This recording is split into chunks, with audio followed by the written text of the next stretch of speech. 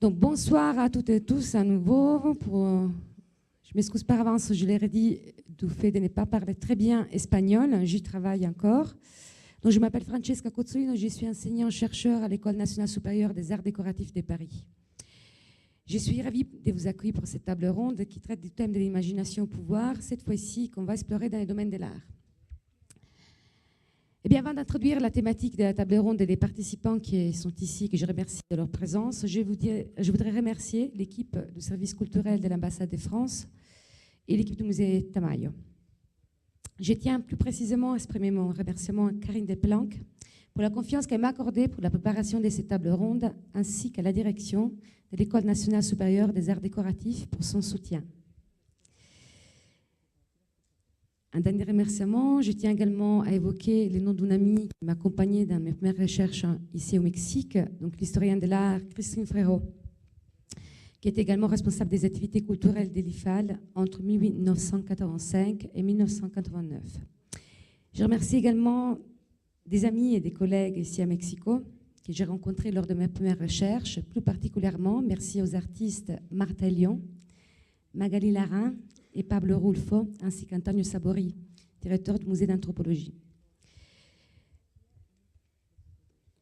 Oh, pardon, je me suis trompée. Eh bien, l'idée de cette table ronde a surgi lorsque nous étions au Festival Cervantino à Guanajuato avec Karine Desplanques et nous nous interrogeons sur comment le slogan « L'imagination au pouvoir », qui est un slogan qui est très connu dans l'histoire culturelle française et qui évoque donc de nombreuses créations graphiques qui sont affichées sur les murs de Paris en mai 68, est aujourd'hui réactualisé dans les pratiques des artistes et sur ce qu'à présent veut dire mettre l'imagination au pouvoir. Prendre mai 68 comme point de départ signifie aborder l'art et la culture dans une époque définie avant tout par une crise sociale et politique. 68 marque le début en France comme en Europe d'un ensemble des pratiques revendiquant la production d'images d'utilité publique. C'est fou les cas par un collectif de graphistes français qui s'appelait Grappus, qui était composé de Gérard Clavel, François Mille, Alex Jourdain et Pierre Bernard. Ils étaient tous enseignants à l'École nationale supérieure des arts décoratifs. Or, ces graphistes, ils ont produit des images comme celle que vous voyez ici, qui était produite en 1972, qui était en affiche pour la pièce de théâtre de Jacques d'Aliberti, donc La Mégère apprivoisée. Cette image qui présente une association singulière d'icônes, donc représente l'union entre l'homme et la femme, de façon assez provocatoire. Donc l'accouplement est effectivement suggéré par la métaphore des deux mains qui imite les gestes de la pénétration, socialement cachés derrière l'acte de l'échange de la bague des mariages. L'affiche a été conçue comme une critique à l'institution sociale du mariage. C'était la façon de travailler par l'image des Grappus, donc ils souhaitaient s'écarter d'une façon de produire des images plutôt publicitaires, donc des images qui servent plutôt à vendre un produit, et souhaiter plutôt produire des images qui peuvent donc nous bousculer, nous solliciter, nous faire réfléchir et nous amener vers une critique des habitudes sociales. Au Mexique, après 68 et la répression violente de la contestation juvénile et des mouvements de contre-culture, s'affirme dans le monde de l'art la promesse d'un changement culturel et politique porté par plusieurs artistes jusqu'aux années 90. Cela a été très bien montré dans l'exposition dont était le curateur Olivier Desbras. Et donc, vous voyez ici une page, la couverture du catalogue L'ère de la discrepancia. Tout en gardant à l'esprit les imaginaires d'opposition sociale et politique produits par les artistes à cette époque, nous avons choisi d'orienter nos réflexions vers l'actualité et d'interroger, dans une visée pragmatique, ce que l'imagination fait lorsqu'elle est mise au pouvoir. Eh bien, je suis anthropologue et depuis 2004, je mène des enquêtes dans différents endroits, donc évidemment en France, mais également en Europe, en Italie, en Afrique et actuellement au Mexique. Et je développe une anthologie descriptive de la création. Elle se donne par objectif l'étude des différentes formes d'agentivité ou agencie, pour reprendre les termes d'Alfred, c'est-à-dire les pouvoirs d'action, au mieux la capacité de la création d'opérer dans la fabrique du social. Eh bien, l'idée qui est au centre de mes travaux et que j'ai soulignée en ouverture de cette introduction avec la citation d'Antonin Artaud, dont le musée Tamayo va bientôt accueillir une exposition, est que l'art n'est plus seulement une représentation du monde, codifiée par l'époque ou interprétée par une subjectivité créatrice, mais a aussi une action sur celui-ci. Je défends ainsi l'idée que dans les sociétés modernes, les pratiques artistiques jouent un rôle de plus en plus important dans la construction des sociétés elles-mêmes. Elles engagent de nouvelles formes pédagogiques, des modalités de mobilisation politique. Elles assument parfois des formes spéculatives et nous invitent à imaginer les futurs. Il faut émerger de nouveaux savoirs, des nouvelles catégories d'acteurs sociaux et produisent des savoirs sensibles sur le monde qui nous entoure. Ainsi, l'ambition de mes recherches est de saisir comment la façon de travailler des artistes peut générer des éléments susceptibles de faire émerger de nouvelles formes de sociabilité, d'échanger les relations au pouvoir ou encore de critiquer nos rapports aux nouvelles technologies, voire de nous sensibiliser aux enjeux du changement climatique. Je donnerai ici brièvement 2 exemples issus des enquêtes que j'ai menées jusqu'à présent. Donc, l'une est issue d'une pratique de peinture murale en Sardaigne, une île italienne, et l'autre du monde du design. L'ethnographie d'un phénomène de peinture murale dans une communauté sarde m'a permis de comprendre, grâce à un long travail de terrain que j'ai mené entre 2004 et 2011, comment la pratique de la peinture murale, en tout cas par ces pratiques, des collectifs et des groupes ont activé des espaces d'expérimentation sociale et des modalités d'action politique par l'usage de l'image et de l'écriture dans l'espace public. Vous voyez ici la couverture du livre qui a été issu de cette recherche. J'ai ainsi analysé sur 40 ans les relations multiples et parfois infimes qui se sont nouées entre les habitants et ces peintures. Étudier comment s'est reconfiguré le monde social d'Orgosolo. Ici, les fresques agissent comme des éléments de communication entre les différents acteurs locaux pour imposer leur propre représentation du monde. Or, dans ces villages, elle est faite d'acteurs différents.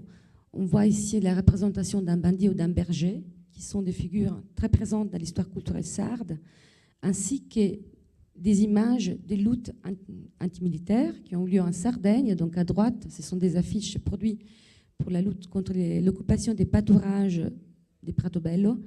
Et puis à gauche, c'est celui-ci. Les Français vont sûrement le reconnaître. C'est l'un des affiches qui représente donc la lutte du plateau de Larzac.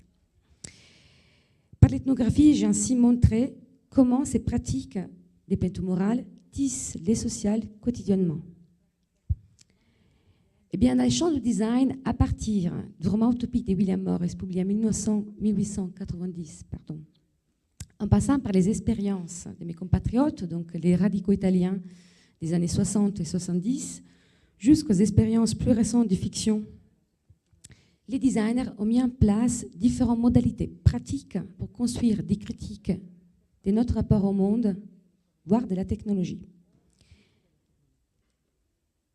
Technological Dream, produit par Duna Rabi en 2007, est un projet qui renverse les mythes du robot qui fera tout pour nous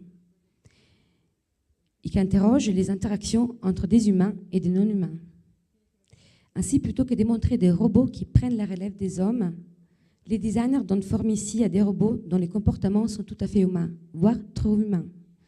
C'est le cas ici de ces robots qui pleure lorsqu'il est tout seul et qu'il arrive à se calmer seulement quand une personne se rapproche de lui pour lui rassurer.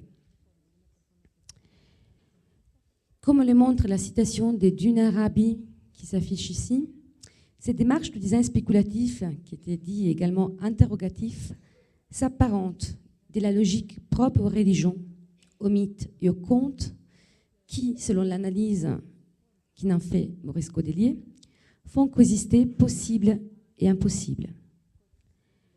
Dans cette logique, l'imagination est productrice, elle est fabricatrice d'un monde surréel qui, en se matérialisant dans des objets qui agissent et qui nous font agir, peuvent avoir des effets sur la réalité. Et c'est bien pour cette raison que j'ai donné comme sous-titre à cette table ronde « L'imagination en action ».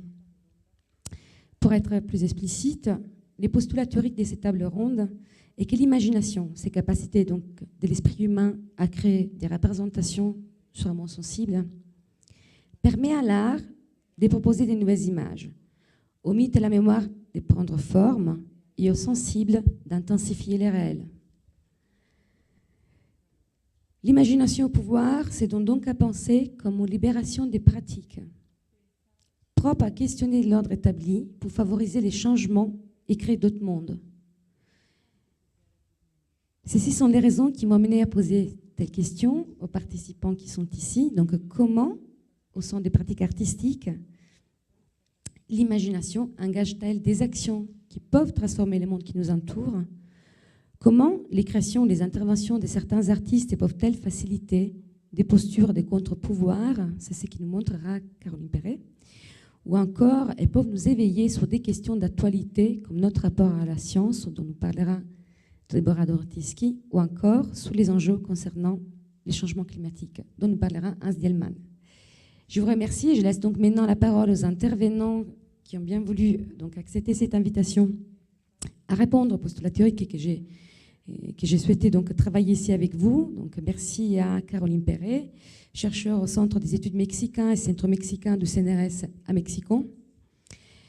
Deborah Dorotitsky interviendra par la suite, professeur et chercheur à l'Institut des recherches esthétiques de l'UNAM, et par la suite, Hans Dielman interviendra également, professeur et chercheur à l'Université métropolitaine de la Ciudad de Mexico.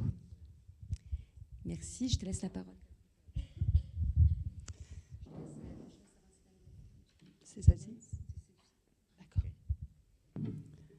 Hola, buenas noches. Bonsoir. Donc, je vais faire ma présentation. Bueno, yo voy a hacer mi presentación en francés. Alors, comme on allait parler de Bueno, pouvoir, j'ai décidé de parler de contre-pouvoir. Donc, je vais vous présenter le travail de deux artistes mexicaines qui sont Betsabe Romero et Minerva Cuevas. Et j'aimerais montrer comment l'imagination peut aussi donner une visibilité au contre-pouvoir.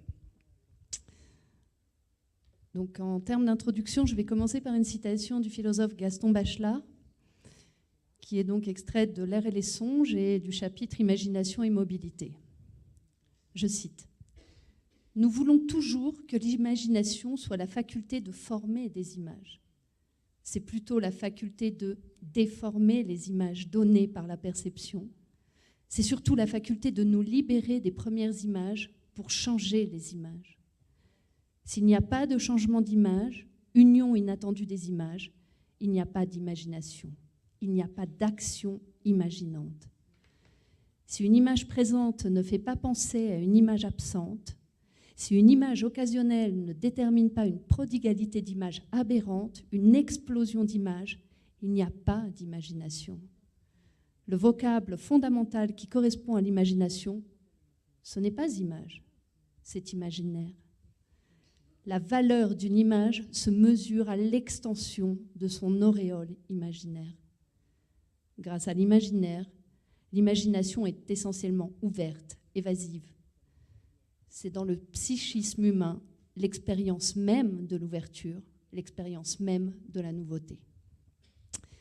Si je cite Bachelard, c'est parce qu'il attribue à l'imagination un caractère plastique et qui s'applique parfaitement à ces deux femmes mexicaines plasticiennes que vous connaissez sûrement, toutes deux reconnues au niveau international, que sont Betsabe Romero et Minerva Cuevas. Ces deux femmes utilisent l'imagination pour interroger la fonction du pouvoir, qui se présente comme une force politique, économique et culturelle. Ces deux artistes confèrent à leur travail une fonction critique à l'égard de son pouvoir et font de l'œuvre d'art une forme de contre-pouvoir qui crée une esthétique relationnelle, pour reprendre les mots de Nicolas Bourriaud, avec le public, et qui donne à ce public une visibilité. Leurs œuvres recoupent la définition de l'imagination selon Bachelard parce qu'elles déforment les images, les changent et forment une union inattendue entre ces mêmes images. Donc vous voyez ici le travail de Betsabe Romero. C'est une artiste plasticienne qui crée une œuvre mêlant la culture populaire, la culture précolombienne et religieuse avec la culture urbaine grâce aux accessoires de l'automobile. L'imagination qui est en jeu chez Betsabe Romero, ce sont des objets et des signes visuels empruntés à la mexicanité. c'est-à-dire à une culture métissée, fondée sur l'hybridation des cultures européennes et précolombiennes, anciennes et contemporaines. À cela s'ajoute l'imaginaire sémiotique de l'artiste autour de la culture urbaine de la voiture, qu'elle mêle à la création artisanale et à la culture populaire omniprésente au Mexique. Or, l'artisanat n'entre pas dans les critères servant à définir l'art contemporain. Tout simplement parce que l'artisanat est une pratique perçue comme la répétition d'une tradition dans laquelle entre aucune création originale. C'est du moins comme ça qu'il est perçu. L'artiste, comme vous le voyez ici, utilise des supports appartenant à la culture populaire. Ici, elle a employé du papel picado. C'est l'expo qu'elle a actuellement au Musée d'art populaire. Donc vous avez le papel picado. Elle reprend la forme circulaire parce que pour Betsabe Romero, comme pour les Mayas, le temps est circulaire et les formes reviennent. Ce qui est intéressant, c'est que sur ce papel picado, elle imprime des motifs précolombiens. Donc pour symboliser ce retour d'une culture ancienne, toujours à fleur de peau dans la ville de Mexico. Elle utilise également la dévotion populaire, omniprésente au Mexique et extrêmement créative. Ici, vous avez des capots de voitures sur lesquels elle a peint des ex-voto, donc ces retablos, si importants dans la dévotion, qui sont tous dédiés à la Vierge de Talpa. Et ces ex-voto racontent des accidents de voiture. Donc elle crée une espèce de mise en abîme d'accidents de voiture peints sur des capots de voiture. Ce qui est intéressant, c'est qu'elle utilise la culture populaire et en même temps, elle fait des références à l'art contemporain ou à l'art actuel.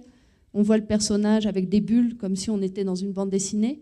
Et puis à côté, on a un style un peu à la Edward Hopper pour représenter l'accident en question. Elle reprend également la tradition des autels avec les offrandes que l'on fait au Mexique le 31 octobre. Alors, elle emploie les bougies, donc celles que vous voyez sur le côté, ces bougies qui sont extrêmement ciselées, qui sont un travail de l'artisanat mexicain, digne d'une orfèvrerie de cire. Elle inscrit évidemment son vocabulaire visuel avec les pneus que vous voyez en haut. Et à côté, elle a aussi fait une offrande aux migrants. Donc on retrouve le crâne habituel de ces offrandes. Mais pour symboliser le destin tragique de ces migrants, elle a fait des traces de sang. Donc dans les deux, elle reprend une tradition populaire, mais pour dénoncer une condition actuelle. Le premier que vous voyez est en fait dédié aux mamans qui ont perdu leurs enfants, enfin qui perdent leurs enfants dans le contexte de violence que vit Mexico. Elle raconte aussi que lors des visites à ces hôtels, qui sont toujours exposés dans des musées, les mamans des disparus laissent des papiers avec le nom de leurs enfants sur ces hôtels. L'artiste crée aussi des œuvres avec des communautés. Elle travaille avec des migrants. Elle a construit tout un chemin de signalisation aux États-Unis avec des migrants entre leur lieu de travail et leur maison. Et au préalable, elle leur a demandé ce qui leur manquait le plus, ce qui manquait aux États-Unis, ce qui faisait leur identité. Et ils ont fait des dessins. Alors, ils ont fait des dessins de la Vierge de Guadalupe, et ils ont fait des dessins des fleurs de leur région, du Michoacán. Et elle a créé des panneaux de signalisation pour ponctuer leur chemin. Le travail de Betsabe puise donc aux sources d'une imagination collective pour valoriser des populations et leurs références symboliques qui ne sont pas constitutifs de la notion d'art contemporain. L'imagination qu'elle installe au cœur des institutions muséales valorise des pratiques de contre-pouvoir, de résistance et de survie par rapport au pouvoir politique et culturel en place. Son art change notre regard sur l'art contemporain et donne une voix à des populations ignorées des pouvoirs en place en instaurant une création partagée. Et dans un autre genre, vous avez, dans cette idée de critique des pouvoirs en place et d'instaurer des contre-pouvoirs, le travail de Minerva Cuevas, qui est une artiste donc plus jeune, aussi une artiste plasticienne reconnue au niveau mondial. Son travail à elle engage une visée critique à l'égard des pouvoirs politiques, économiques et culturels au niveau international. Elle reprend tout simplement des marques célèbres pour critiquer comment ces pouvoirs exercent une domination du marché de la consommation, des politiques économiques et culturelles. L'imagination en jeu chez Minerva consistue à reprendre des logos. Nous connaissons tous ce produit. Elle reprend des noms de marques, elle reprend des pratiques existantes issues d'une culture visuelle collective et internationale pour les détourner par des processus de création imaginaire en lien avec le verbal. L'artiste donc joue avec nos horizons d'attente pour mieux nous surprendre par une critique des pouvoirs en place. Si nous présentons cette œuvre, donc c'est une peinture, elle reprend le produit d'Elmont, elle détourne l'écrit en dessous, Pure Murder, afin de critiquer la manière dont les entreprises américaines exploitent les travailleurs d'Amérique centrale avec le concours des élites en place. C'est pour ça que Del Monte, c'est pas une erreur, c'est pas une faute d'orthographe de sa part. Elle a mis 2 T pour renvoyer au dictateur guatémaltèque José Efraín Ríos Montt, avec 2 T, qui était en place au gouvernement guatémaltèque en 1982 et 1983 et qui est responsable du génocide qu'a vécu le Guatemala.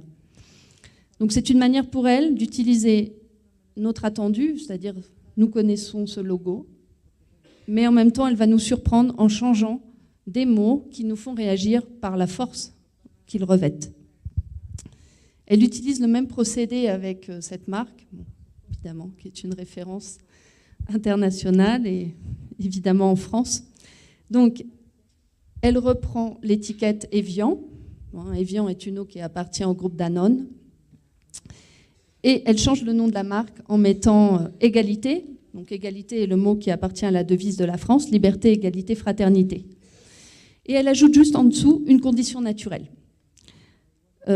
Au lieu de eau minérale naturelle, pour dénoncer le manque d'accès à l'eau et le déséquilibre dans la répartition des richesses naturelles au niveau mondial. C'est-à-dire qu'aujourd'hui, dans certains pays, il faut payer un produit naturel qui appartient à tous, parce que c'est un produit de la nature. Et dans certains pays, il est devenu normal d'acheter de l'eau, parce que l'eau n'est pas potable. C'est notamment le cas au Mexique. Du coup, on voit que l'artiste joue avec nos habitudes visuelles de consommateurs pour dénoncer la politique des grandes marques que nous consommons tous les jours. Enfin, elle a créé une société il y a quelques années qui s'appelle Mejor Vida Corporation. C'est une société qui offre des services pour vivre mieux. Donc, c'est une société que vous trouvez en ligne. Vous pouvez lui envoyer un message. Elle crée des codes barres, par exemple, de produits qu'elle peut vous envoyer, des étiquettes de codes barres, que vous allez mettre sur des produits très coûteux dans un supermarché, mais ce sont des codes barres qui vous permettent de payer le prix à des prix très modestes. Elle vous fait aussi des cartes d'étudiants. Donc vous lui écrivez, elle vous envoie une carte d'étudiant pour que vous ne payiez plus votre entrée au musée, puisque généralement les étudiants ont une entrée gratuite. Ce faisant, elle critique donc non seulement les pouvoirs politiques et les pouvoirs économiques, mais aussi les pouvoirs culturels qui font de l'objet d'art un objet élitiste. En Europe, tout le monde n'a pas les moyens de payer 15 € l'entrée d'un musée. Et du coup, cette entrée devient parfois dissuasive pour des gens qui n'en ont pas les moyens. Au définitive, son œuvre défend une action locale et l'égalité dans la distribution des produits par les flux économiques. Et en même temps, elle rend le public complice de ces actions illégales. Donc l'art contemporain, pour conclure, de Betsabe Romero et de Minerva Cuevas utilise l'imagination selon les critères de Bachelard, mais il lui donne une visée critique. Il s'agit de créer à partir d'un fond visuel et symbolique collectif en empruntant des images existantes pour mieux les déformer, afin de critiquer les pouvoirs en place, des pouvoirs qui ne cessent de creuser les inégalités. L'art de ces deux artistes permet d'interroger les pouvoirs et surtout de donner une voix à des contre-pouvoirs à travers des formes de création et des personnes engagées dans le processus créateur de l'artiste. L'imagination qui les inspire redonne à l'art sa fonction critique et met en jeu un imaginaire de forme qui impose une réception sur le mode de la résistance.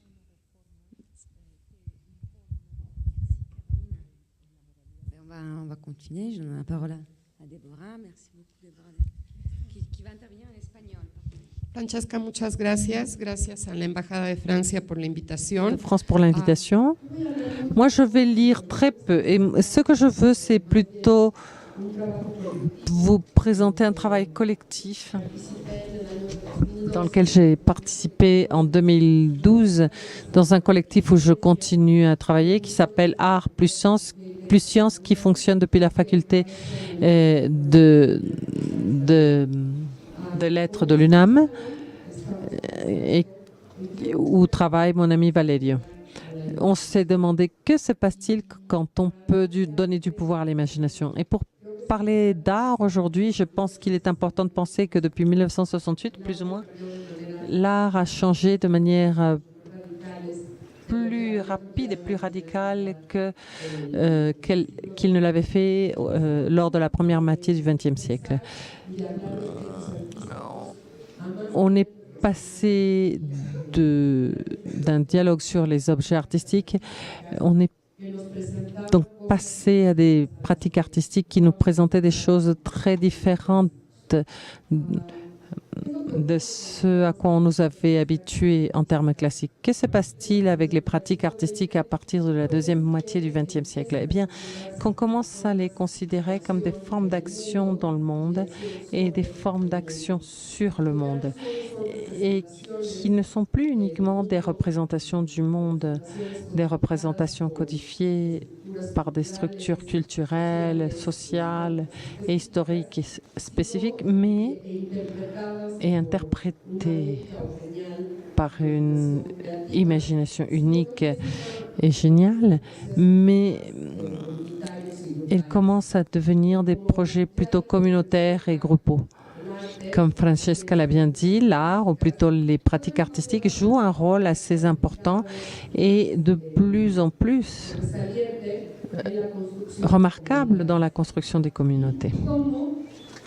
De quelle manière est-ce que ces pratiques artistiques ont-elles servi pour construire des communautés qui réunissent ici au Mexique des disciplines aussi différentes que la génétique, la biologie, la philosophie, l'histoire, l'art, la littérature, pour pouvoir penser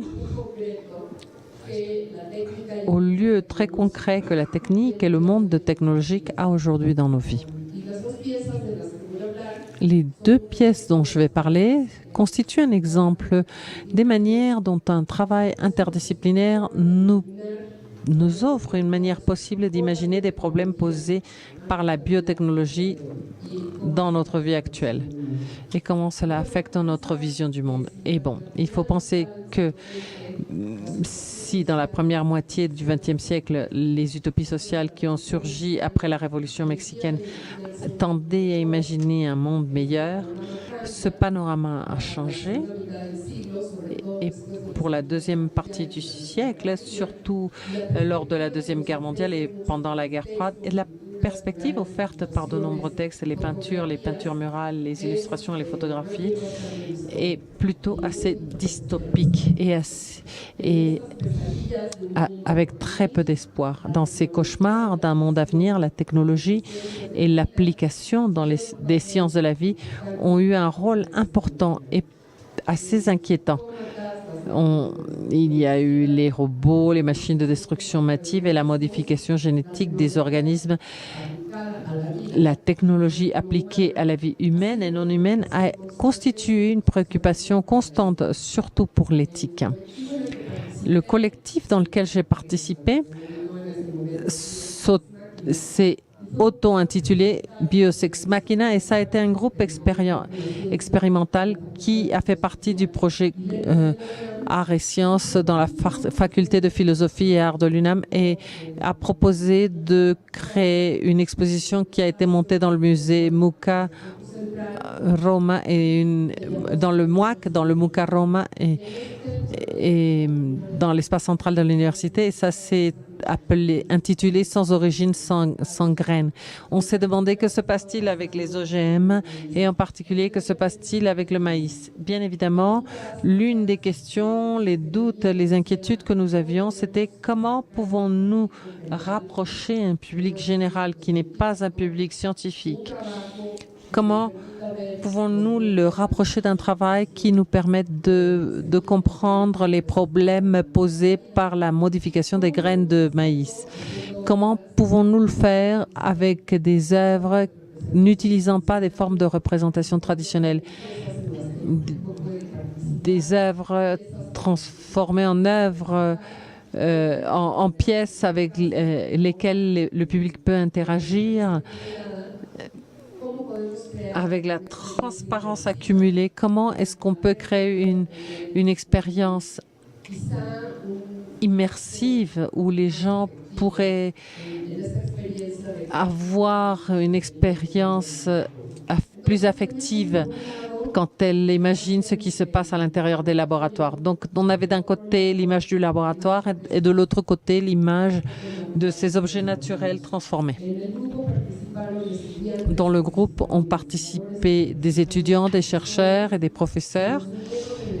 Il y a eu des artistes qui se sont joints à nous, comme Arcángel Constantin et Marcela Armas.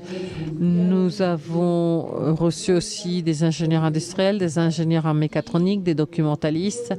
Et nous avons eu la grande chance de pouvoir compter sur le soutien de la chercheuse Elena Alvarez-Huila, qui, depuis l'Institut d'écologie, nous a dit le maïs, on n'y touche pas. Si l'on veut, si vous voulez parler de transgénique, si vous voulez travailler avec des plantes et si vous voulez le présenter au public, il ne faut vraiment pas toucher au maïs. On a trouvé une deuxième option qu'elle-même nous a présentée dans son laboratoire. La pièce qu'on a installée à l'intérieur du MOAC s'est appelée et ce sera des cendres. Et c'est une pièce où nous avons réuni dans les étagères que vous voyez tout au fond du couloir. Il y avait plein de gobelets de graines de maïs ou des graines qui nous ont été données par différentes personnes dans les marchés du pays. Certaines, on les a commandées. D'autres ont été rapportés par des étudiants qui étaient revenus dans leur village. Dans les grands marchés de la ville de Mexico, on nous a aussi donné quelques graines. Et on s'est dit, de quelle manière pouvons-nous nous rendre compte si ces graines étaient des graines transgéniques? Et donc, on a décidé de faire un champ de maïs artificiel que vous avez vu précédemment. Et on a décidé d'asperger les plantules de maïs avec un produit qui est un herbicide, mais auquel est résistant le maïs modifié. Le maïs naturel n'est pas résistant. Fort heureusement, la plupart des plantes sont mortes, donc la plupart étaient naturelles. Et à la fin, on a brûlé tout cela comme un acte de destruction des OGM. Ceci a impliqué de participer tous les jours et un jour par semaine pour l'activer. On marchait à travers toutes les salles du MOAC en lisant un morceau du Popol Vuh et on invitait les gens habillés avec des blouses de laboratoire avec couvre-bouche, des gants et des chaussures spéciales pour recréer une atmosphère scientifique comme cela, enfin tout du moins dans l'imagination des humanistes.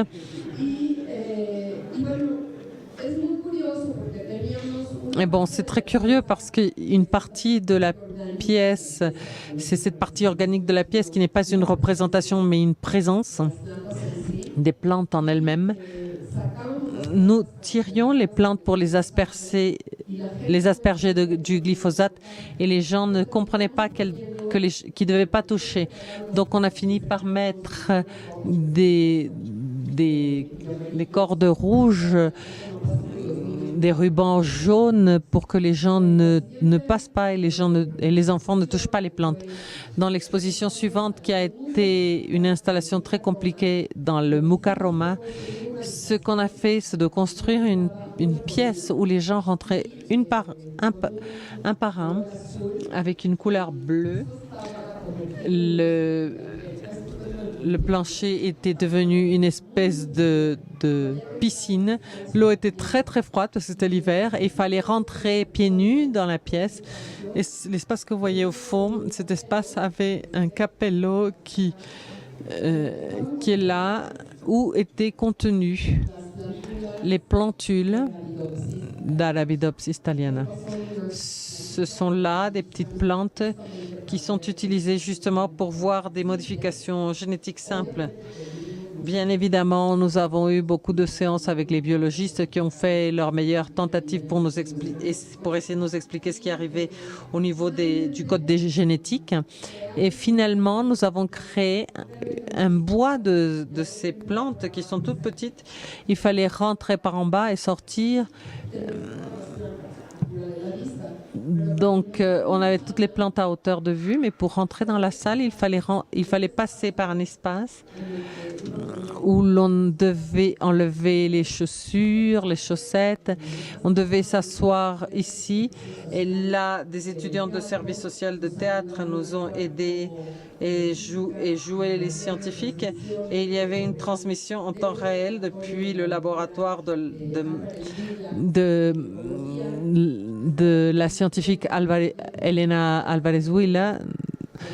Il y avait des photographies des plantes avec les teintures qui permettaient de voir, qui indiquaient que c'était des plantes modifiées génétiquement, et il fallait rentrer dans la pièce, bien évidemment avec les icônes qui indiquaient que c'était dangereux, que c'était génétiquement dangereux ou que c'était un risque pour la santé.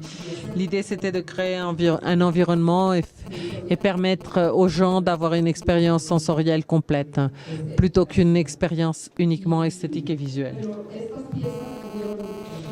Ces pièces ont eu un grand succès. On a pu enregistrer aussi en vidéo ce qui se passait avec les options en faveur et contre du maïs transgénique. Et dans la prochaine édition de cette expérience de travail collaboratif, on va travailler avec certains biologistes qui sont surtout consacrés au thème de l'évolution des espèces. Et on va avoir une autre exposition en novembre de cette année au Centre de culture numérique, me semble-t-il, justement avec le thème de l'évolution des espèces. Merci beaucoup.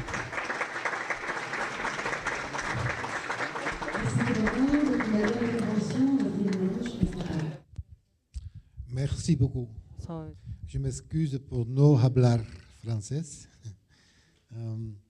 Voy a leer mi texto y va a ser en español. Je m'excuse de ne pas parler français, je vais lire mon texte et ça va être en espagnol. Francesca nous a demandé de quelle manière l'art et l'imagination peuvent contribuer à de nouvelles réalités en créant une rupture. Je vais répondre à cette question tout d'abord depuis l'épistémologie et ensuite je vais présenter quelques œuvres d'art des pratiques artistiques, comme tu dis. Et j'expliquerai de quelle manière ceci est en relation avec mes observations théoriques. Ce que je veux dire de l'épistémologie, c'est la chose suivante. L'épistémologie nous montre que notre connaissance n'est jamais une représentation exacte du monde que nous essayons de connaître. Nous voyons, nous comprenons, nous appréhendons toujours à travers des filtres, des concepts ou des images de la réalité. Et quand nous avons ces filtres et concepts ou ces images déjà établies, nous agissons en réponse à eux plutôt qu'en réponse à la réalité qui se trouve derrière eux. Dans la vie quotidienne, cependant, nous parlons de la réalité comme si nos images et nos concepts étaient les mêmes que la réalité qui se trouve derrière eux. Et cependant, ce n'est pas le cas. Et justement, cet espace d'image entre nous et le monde qui nous entoure nous ouvre plusieurs possibilités de transformation sociale.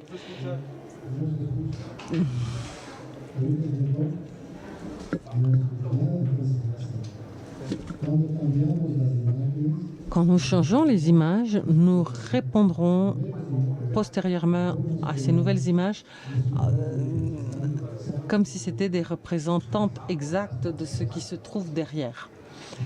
Et donc l'imagination, en tant que processus de former, de créer ou de changer des images, est un processus important et puissant dans la transformation sociale, car le changement dans nos images nous pousse à nous conduire de manière différente face à la réalité. Et donc, on change la réalité. L'imagination est importante. Cependant, nous devons concevoir l'imagination comme un processus à l'intérieur d'une configuration de beaucoup d'autres facteurs et de processus comme les relations de pouvoir, les traditions, les structures économiques et bien d'autres choses. La question est donc la suivante. Comment se déroule le processus de l'imagination et quel est le rôle des arts là-dedans? Nous connaissons ce proverbe selon lequel une image vaut plus que 1000 paroles et c'est la vérité. Comme dans l'œuvre d'Antonin Artaud, dans son livre Le théâtre et son double, dit que les mots ne parlent pas, n'interagissent pas avec l'esprit. Cependant, dans un espace rempli d'images et de sons. Cependant,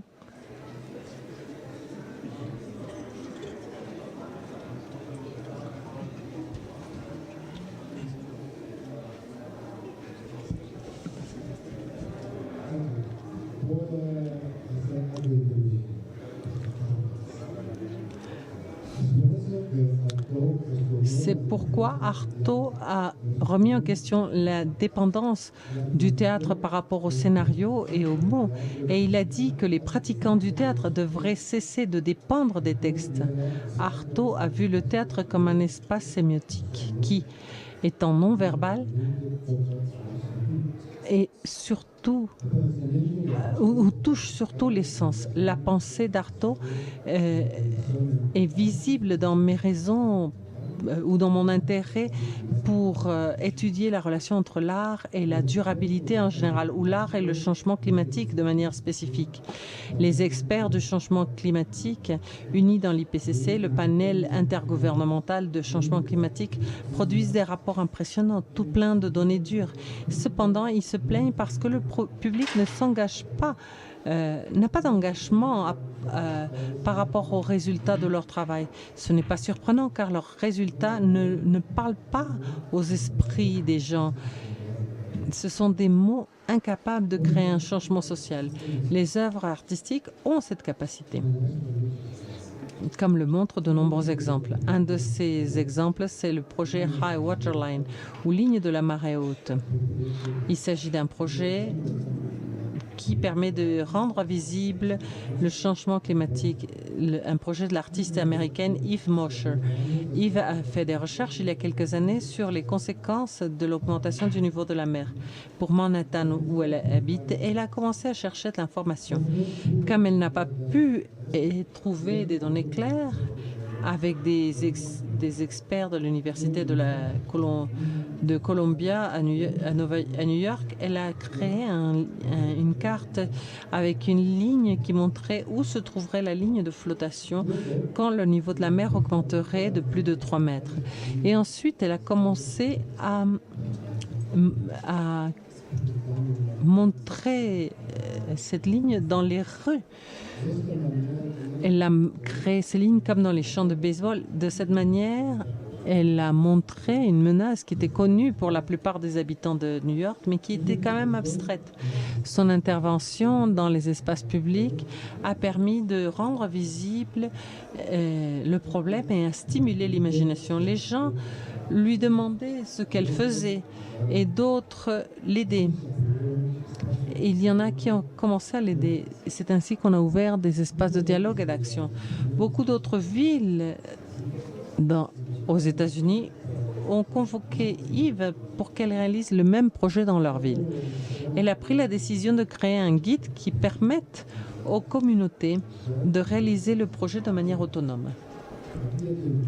Le guide ou le manuel a 4 étapes. Créer la carte, marquer la ligne dans les espaces publics, organiser un dialogue et chercher des mesures de prévention et de solutions et préparer un plan pour les autorités avec des propositions claires et quelques lignes d'orientation. Ainsi, le projet artistique a lancé un processus de transformation sociale du bas vers le haut. Le projet de Yves étant donné la force imaginative qu'il a donné une autre image de la ville et donc une autre manière d'agir devant la ville. Il y a quelques années, j'ai organisé en tant que membre du collectif Reconfiguration une manifestation artistique dans le cadre d'un des congrès nationaux de recherche dans le changement climatique de l'UNAM. Nous, en tant que collectif, on s'est chargé de l'organisation de cette exposition et on a invité un groupe d'artistes. On leur a proposé de créer une œuvre d'art qui aborderait le thème du changement climatique. Une contribution était l'œuvre d'Elios Beltran et Elisa Martinez avec le titre Mythe originaire, le symbolique et la magie, les objets. Les deux artistes ont créé un espace de purification de l'eau, une centrale de traitement des eaux usées et ensuite ils ont invité le public à rentrer dans cet espace et ils leur ont proposé d'explorer plusieurs livres qui y étaient placés et qui parlaient de l'essence, de la magie et du sens, de la signification symbolique de l'eau. L'espace à l'intérieur de l'installation était conçu pour être un espace de réflexion et de méditation. Quelle est l'importance de l'eau et quelle est la relation avec le changement climatique? Que signifie réellement l'eau pour nous? Qu'est-ce que cela représente?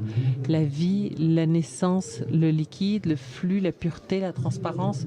Ainsi, les artistes ont créé un espace multidimensionnel de purification et de réflexion et d'imagination. Leur objectif était d'inviter le public et de reconsidérer l'image de l'eau pour que ensuite ces gens agissent de manière différente. Un autre exemple, je l'ai trouvé dans le projet Neighborhood Satellites Energy Harvests, ou bien récollecteurs satellitaux d'énergie de quartier, où les artistes Hans Peter Kalel et Mirel Milicevic, résidents de la ville de Berlin en Allemagne, ont proposé un projet qui remet en question la ville,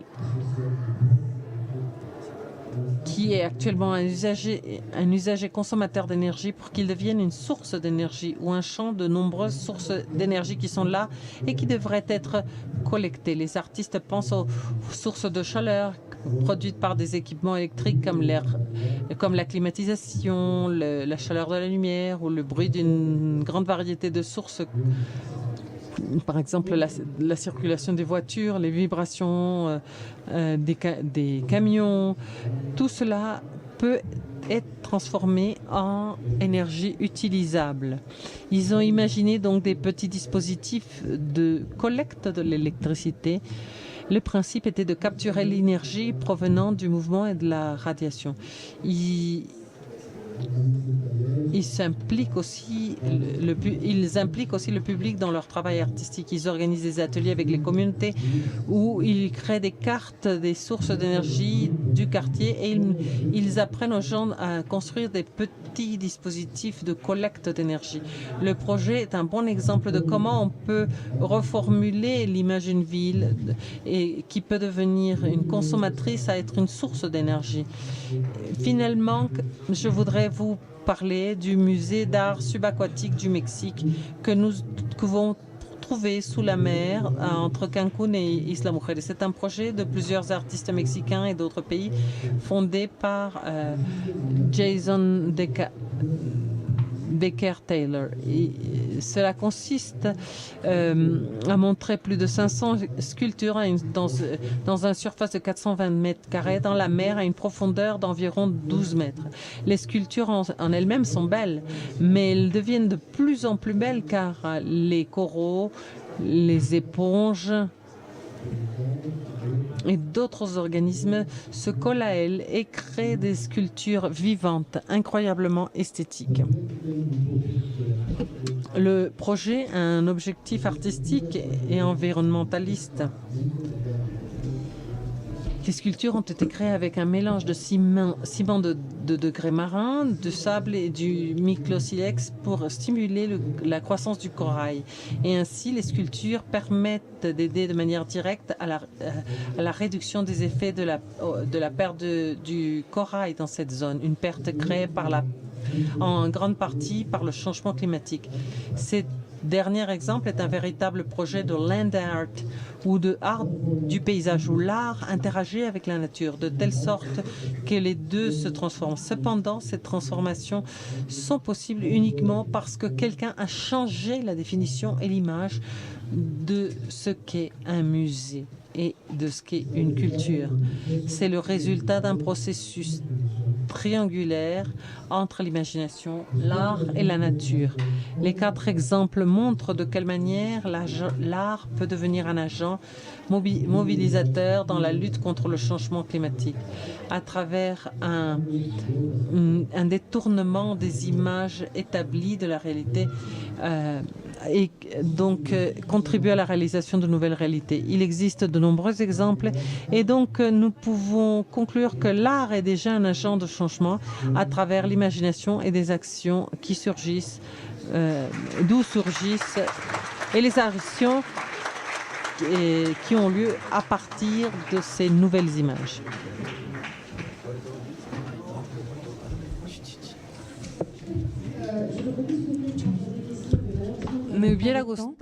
Cependant, nous sommes tous à disposition du public en dehors de cette salle si vous voulez nous poser des questions. Merci pour votre attention et merci aux intervenants.